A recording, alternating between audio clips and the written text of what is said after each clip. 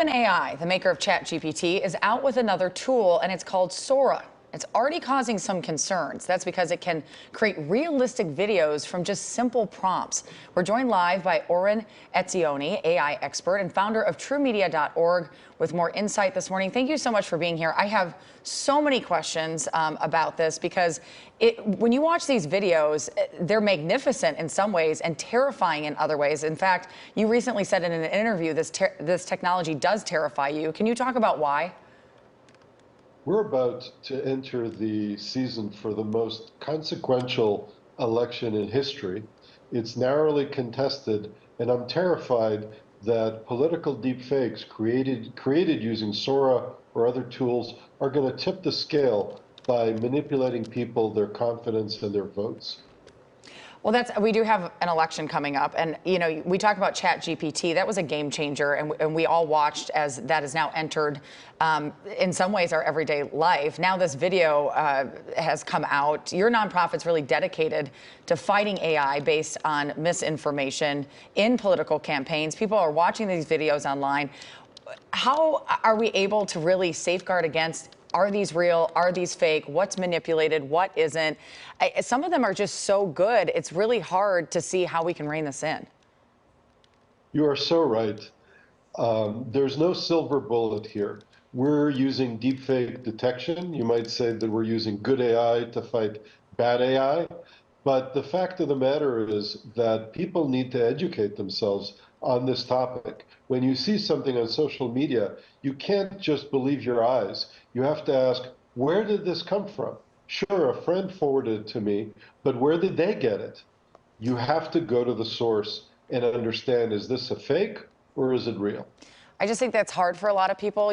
We move so quickly now on certain things. I do want to talk about, too, what's playing on the screen right now so people understand. This is one of the videos used in this new Sora technology where someone may have put in, woman walking Tokyo street, and you see how realistic this is.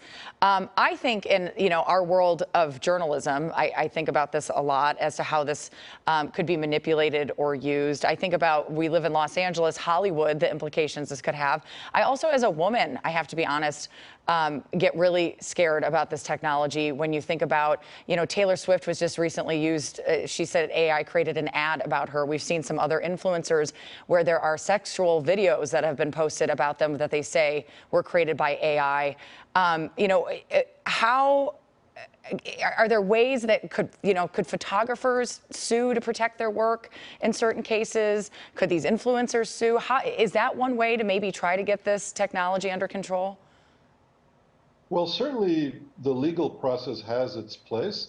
The problem is that these lawsuits wind their way slowly through the courts. Meanwhile, real damage can be done. And you're absolutely right that women in particular are vulnerable. There's always been this kind of dark undercurrent on the internet of pornography, revenge porn, but now it's easier than ever to create this kind of fake, non-consensual, explicit content, and it's a huge problem.